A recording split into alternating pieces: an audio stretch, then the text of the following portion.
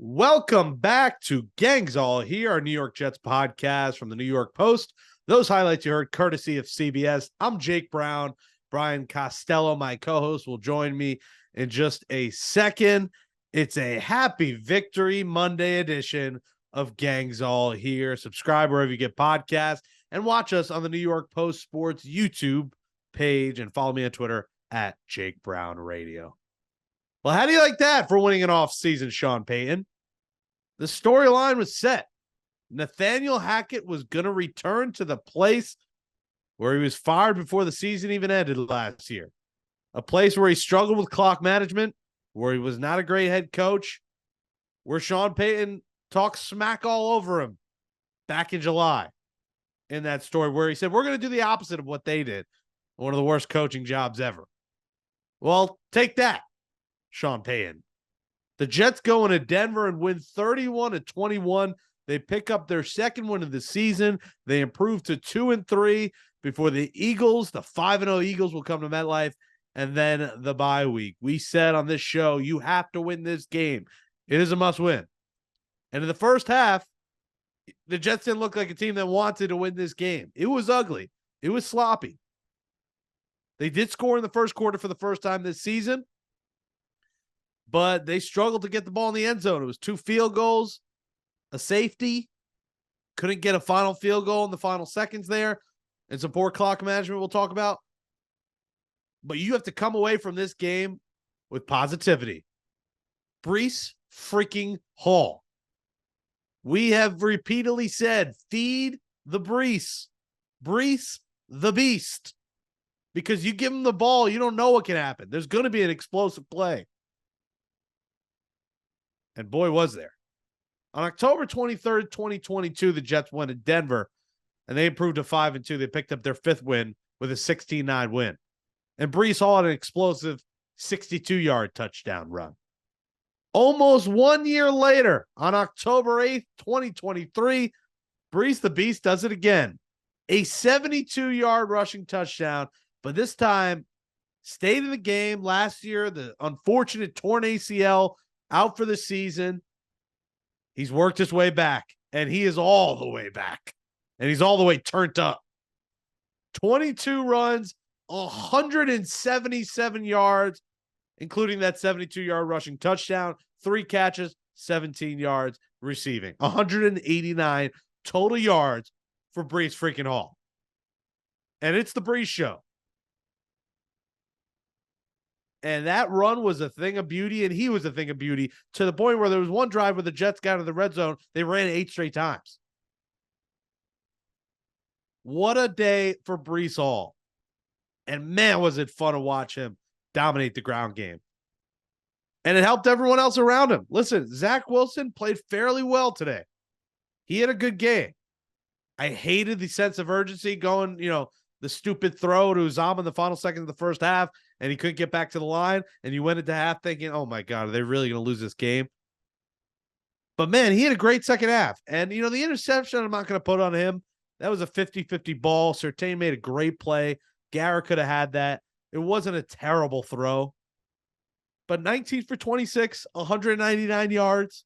That interception. He was able to run the ball a little bit. So Zach made the big plays down the stretch, and it took him a while to get Garrett involved. He finally did in the second half. He got Conklin involved. Conklin had a great game. Lazard had a good game. It was the Breece show, but Zach played serviceable and helped the Jets win this game. He managed this game. We always say he's got to play mistake-free, manage the game. He made a mistake, again, not on him, but he managed this game in the second half, and he made the throws when he needed to in the second half. He made the runs when he needed to in the second half. The interception was untimely. The Broncos, listen, they have the ball, a chance to win this game. You're thinking, oh no, they're 20 yards away from field goal range. It is in Denver. Those longer kicks a little bit easier to make. Shout out to Greg Zuerlein, who made a bunch of them. Gets overlooked, but, making 49-yard kicks with ease, and they needed every one of them. But then Quincy Williams, who has been the Williams of the Williams duo, with the strip and Bryce Hall takes it to the house. And that's the dagger. It was the Breece and Bryce show. 39-yard touchdown, takes it to the house to win the game for the Jets. The dagger. What a game. What a win. Let's bring in Kaz to talk about it. All right, let's bring in Kaz now. And Kaz, you predicted the Broncos. And today we wake up and it's a happy victory Monday as people listen to this. Kaz, what a game. I said in the open, this was a big, revenge game. It was a big game for Nathaniel Hacket. You called this. He got the game ball. I thought there was the Breece Hall show. I thought Zach in the second half managed the game well. We said he needs to play mistake-free, manage the game. I didn't really think the interception was all his fault. Tough 50-50 ball. He played well enough, but the story behind this game was a strong second half from the defense after an ugly first half, and Breece Hall just absolutely running all over the place. Yeah, I mean, to me, Jake, they played a pretty bad game and they won. They committed 9 penalties. They went over 5 in the red zone. They turned the ball over at the end of the game. Xavier Gibson had 2 fumbles. Lots of, I think they had 8 plays at 20 yards, the Broncos, something like that. They gave a lot of big plays. The defense collapsed on that drive in the fourth quarter, and they still won a game. So, that's the story to me. The Broncos stink. I gave them too much credit. They're pretty bad. Yeah. They're bad. So, you don't apologize for winning the NFL. They got to win. But I think when the Jets flip on this film on Monday, they're going to go, man, we got a lot of stuff to work on. Right? Because the varsity's coming to town next week with the Eagles. So, obviously Breece played a great game. He was phenomenal. 177 yards rushing. He's fully back. He looked great. I thought the line did a nice job opening things up for him after they were terrible in pass protection early in the game. Zach was a game. Like he did fine. They didn't ask him to do much. Once they get the running game going, and the turnover was weird, Jake. Yeah, I mean, Surtain made a great play, caught it with his legs, so I don't kill him in that. I kill Zach more on the end of the first half, not getting, not getting points there at the end of the first half. And then to me, Quincy Williams, he's playing phenomenal, and he comes up with the play of the game to seal the game for them. Blitzing off of the edge. You really just can't overstate how well Quincy's playing right now. And it's pretty remarkable to see his growth over the last 3 years. Who would have thought of the Williams brothers that he would be the one you're like, this is the best signing of the offseason? Like bringing him back and the value they got him. He's playing at an all-pro level. Just an incredible play, fantastic play. And he said, humbly, he said after the game, I think he said, I'm the fastest linebacker in the league. Yeah. And, that's a statement. And I think he's been fantastic. My only riff with him is, in the middle of that play, he's celebrating before the play's over. So that's the only thing, when he celebrates a little early sometimes, I'm like, there's like your fellow defenseman is running up the field. Like, don't just keep celebrating. Like, you might need to block someone. So that would be my only complaint, but he's been absolutely remarkable. And, the O-line you mentioned, early on, I'm not going to blame it all on Zach. He missed some throws, but they gave him 0 time whatsoever. He was rushing in, on the Breece run. Joe Tippmann is adjusting very well to right guard. That block he had on that Breece run is what set that up. Now, the issue that they're going to have here is AVT. Now, Salas sounded concerned after the game. It's a calf injury. Do you think this has potential to be another season-ending injury in Denver for AVT? The way Salah was talking, yeah. And also, Jake, they ruled him out immediately. Mm-hmm. So once they rule a guy out immediately, it's usually a bad injury. They usually say questionable almost always. So, and a lot of times when they say calf, Jake, it's really an Achilles. So this could be another Achilles. Salah said he's going to have an MRI tomorrow. But he didn't, when he was asked, are you worried it's an Achilles? He said he's going to have an MRI tomorrow. He didn't say, no, it's not an Achilles. So that's scary. How about that back-to-back? I mean, we talked about how you never play a team like in another division 3 straight years in Denver to have potential season-ending injuries Yeah. in the same spot in the same month. Like, you got to feel for the guy. Like, Yeah, we'll see. I may, hopefully it's nothing. Hopefully it's not a mhm. long-term injury. I mean, it's going to be something. We need to miss time, but hopefully it's not a season-ending injury. And Does Max Mitchell replace him there? Or? yeah, Max Mitchell came in the game, so I assume he'd be the guy that would replace him. In the meantime, I mean, if it's a long-term injury, oof, I don't know. You got to I make a just trade. well, there's no one's trading a good tackle, Jake. It's just not happening. Like, doesn't you don't like watch games other than the Jets. Almost every team except like three have crappy offensive lines. Like everyone has offensive line issues. There's just not enough of these guys out there. So what's the biggest issue with the Giants right now? The offensive line. Like it's you turn on these games and offensive lines are terrible. So I don't think they're gonna be able to find somebody. They're gonna have to probably sign some veteran or something to come in. But Max Mitchell would be the guy in the short term. Yeah, that's the big negative to come out of this game. It's like the adversity continues for this Jets team who, every week it seems like someone else is going down. And you saw early on the secondary struggle. Russell Wilson was running wild. And I feel like they struggled early on. And it's funny that Breece Hall ends up making the big play in the end. It was the Breece Hall and Breece Hall show for the Jets on Sunday, but like they need DJ Reed back ASAP. Like you saw how bad they missed him early on. And you also see how bad the Broncos are. I mean, Russell Wilson could not find Cortland Sutton ever. He couldn't find Judy ever. Like Russell Wilson has just lost it. And Sean Payton has a lot of headaches coming his way with that team. They're really bad. But I think they really need DJ Reed back, and they need him back pretty soon, Cass. I don't think Reed was missed that much, Jay. I didn't see Hall had the holding call on the 2-point conversion. It was bad, but I didn't think they targeted him. I was actually surprised they didn't target him. I thought he held up okay. In terms of the running, that's not on him, Russell Wilson running. They fixed that. They stopped turning their backs to him and they played a little more zone and kind of stopped the running game of Russell. And Sal, I thought it was interesting. Sal said we needed to make him play quarterback. That was an interesting quote, because that was kind of ripping him, but he was trying to do it in the nicest way possible. Yes, you can tell Sal does not have a Russell Wilson, despite all of his pre-game stuff. But I don't think he thinks much of Russell Wilson. So most of those people from Seattle seem to have a different opinion of Russell Wilson than what we thought. So yeah, I think they wanted to force him to throw and they felt like they could shut them down.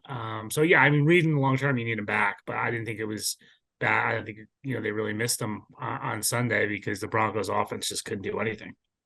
The one thing the Jets got to be better in the rest, and I'm saying they more need DJ Reed ASAP because the Philadelphia Eagles are coming to town, and they have quite the receiving core, and it's only going to get more difficult. So this was kind of like your little cookie. You get Denver, but I mean, I don't think anyone in the world is going to pick the Jets to beat the Eagles. But if you want any fighting chance, you're going to need Hall back, and it was interesting to watch the twists and turns that this game had because going into the half there, I was fuming at the set. Like one wide is Zach throwing it to Zama for 5 yards.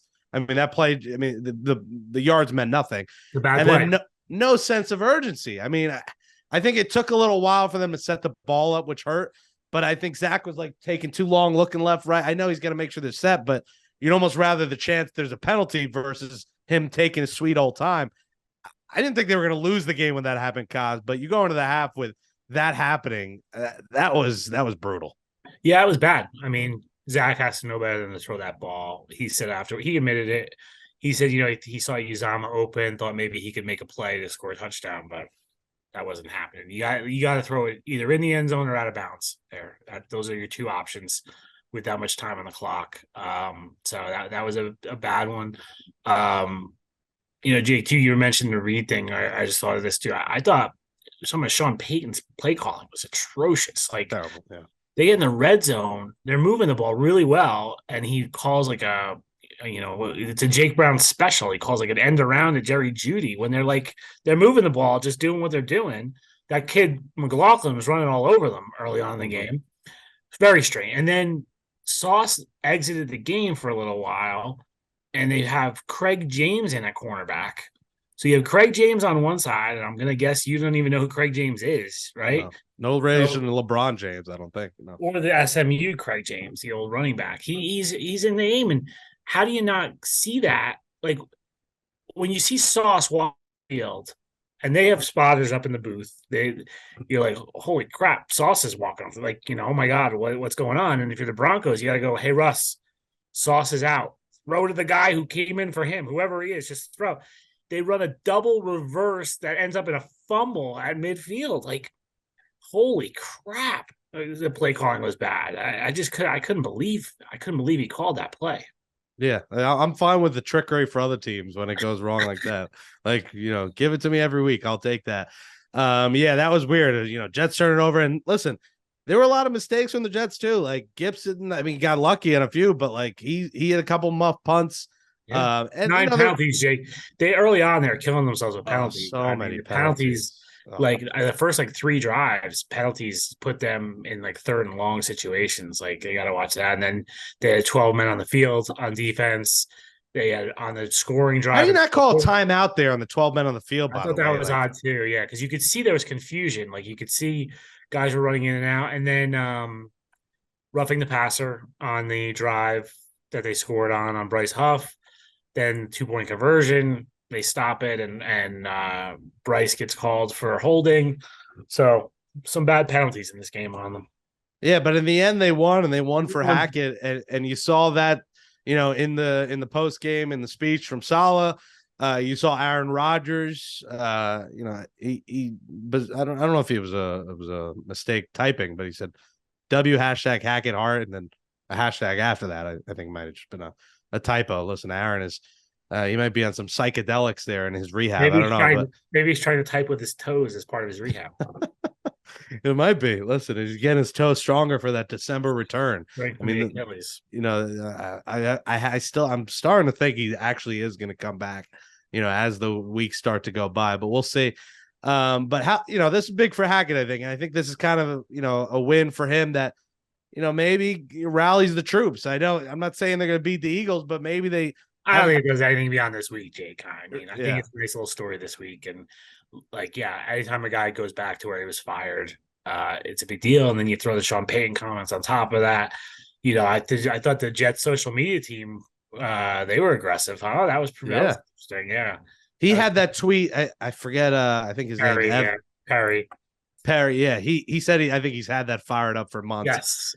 When you lose to the all-season champs. Perry's very good at his job. It had a social media or the Jets, but they were aggressive, and I don't think there's any carryover really, Jake. But I do think the Jets have kind of stabilized things, right? So the Rodgers injury was such a crazy blow to their psyche, and I think they were reeling for a while. I think they you saw that in Dallas, you saw that against the Patriots.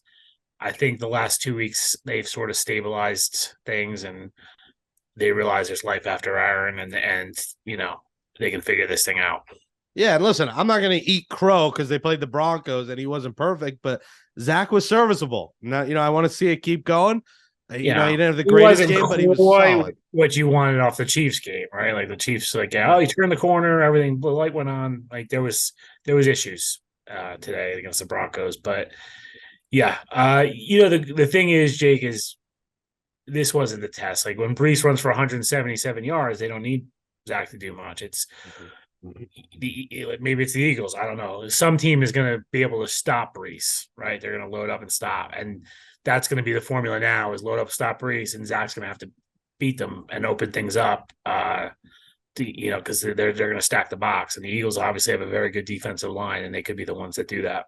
The Eagles are due for a loss. They are. I mean, I always like to pick against the team that has a 0 this late in the season, Jake. Either way, if you're winless or you're undefeated, you're due. I'm curious. Is there a line out yet for that game? No, I would imagine it's going to be 9.5 or 7.5, something like that. Jets will get the 3 points because they're home, but I think they could compete. I don't think they're going to win, but they can compete. I'm just checking my phone, Jake. It's just Eagles by 6 right now. 6? All right. So that's that's so basically it's 9.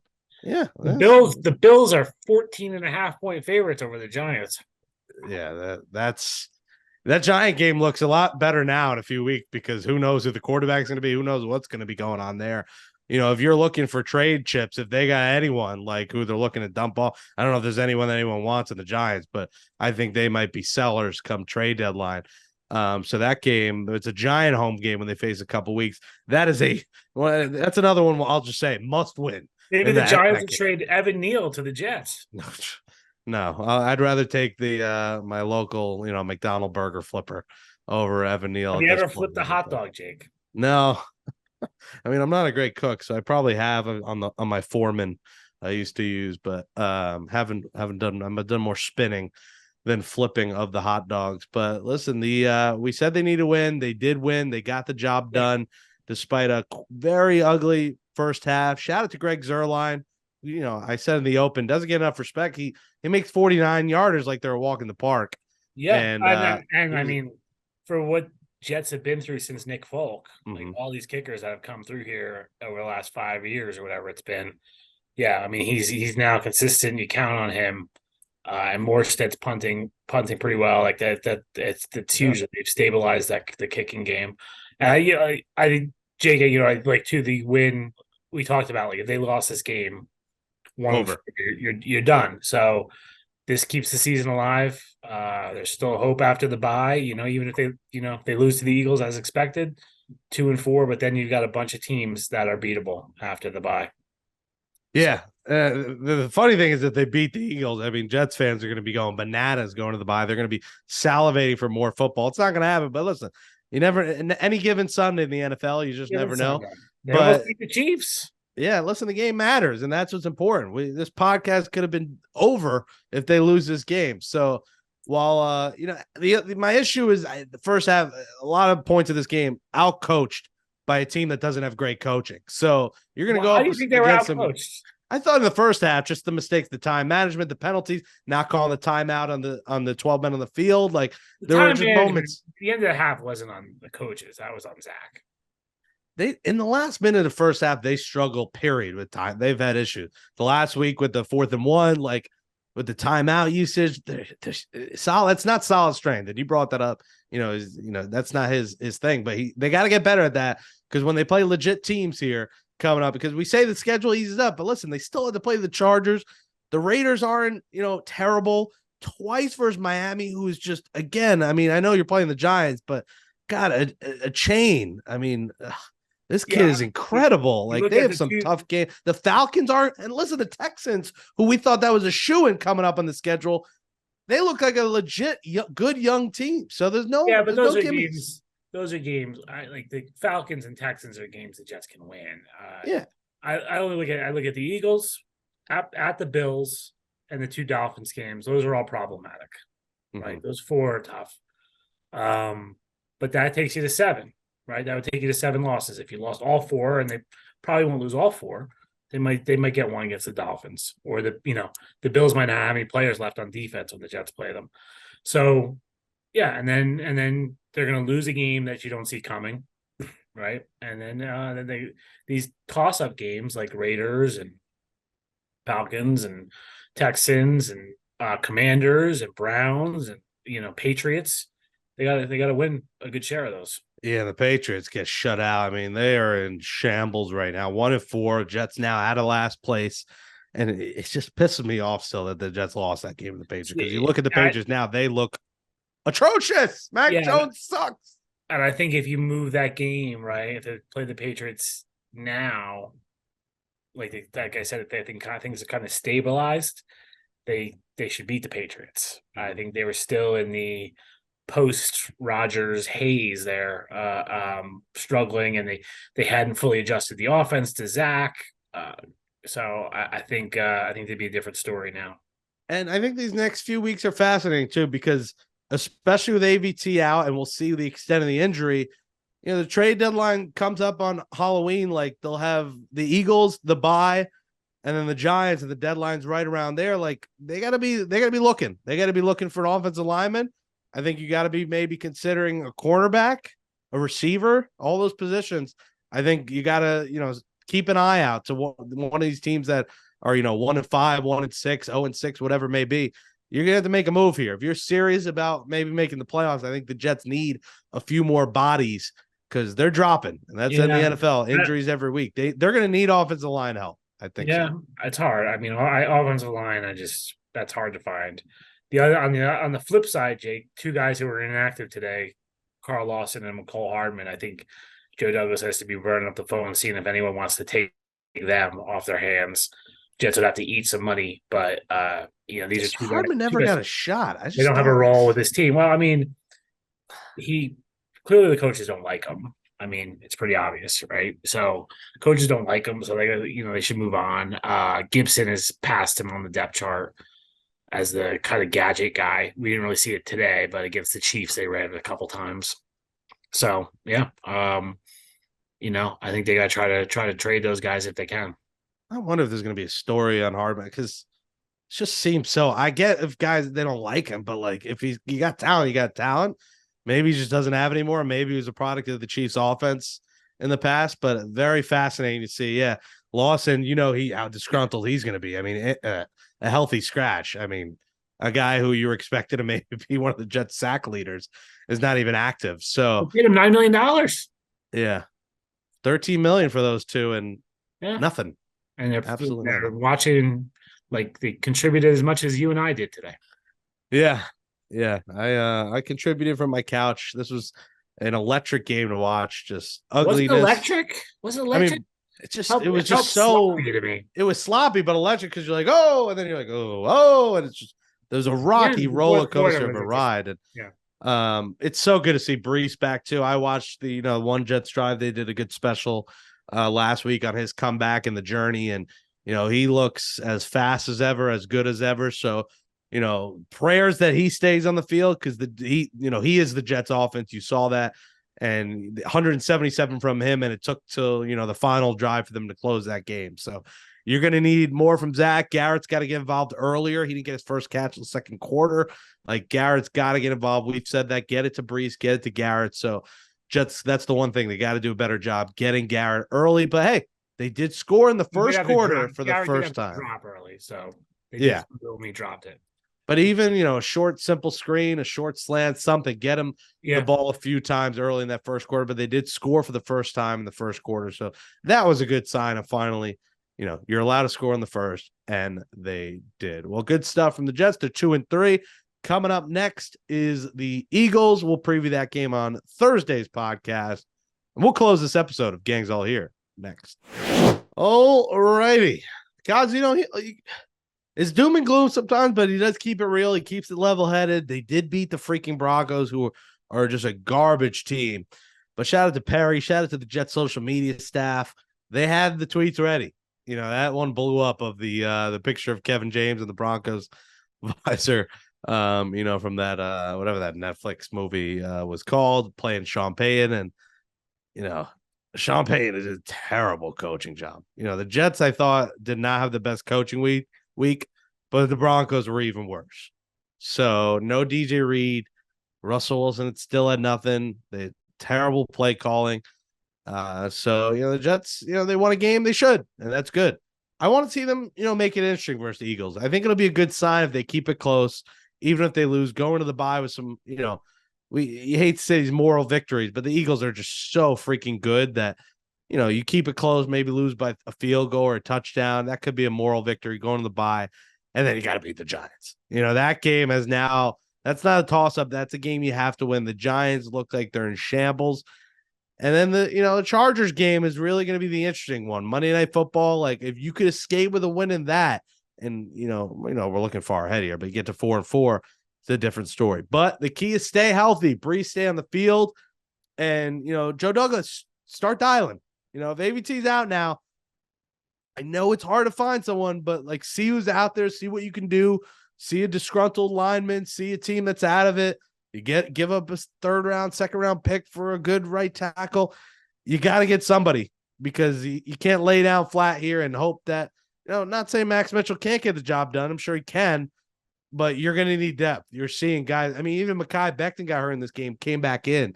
So God forbid you lose Becton too. You were screwed. But Tippmann deserves a lot of credit. Going to right guard And that, I mean, you watch the video of the block on the Breece touchdown run, 72-yard run, and he has just been fantastic there at right guard. And that's not easy to do. Make your debut and do it at a position that you were not drafted to play. So shout out to Tippmann. He deserves a lot of credit. And the Jets O-line deserves credit for, after a rough start, they turned this thing around. And it seems like they might be developing some cohesion. And this was a fun one, and it's always better in the victory column, and it's always better when you listen to Gangs All Here, as that says goodnight to episode 155 of our Jets podcast from the New York Post. Thanks to Andrew Hartz for helping me in producing the show.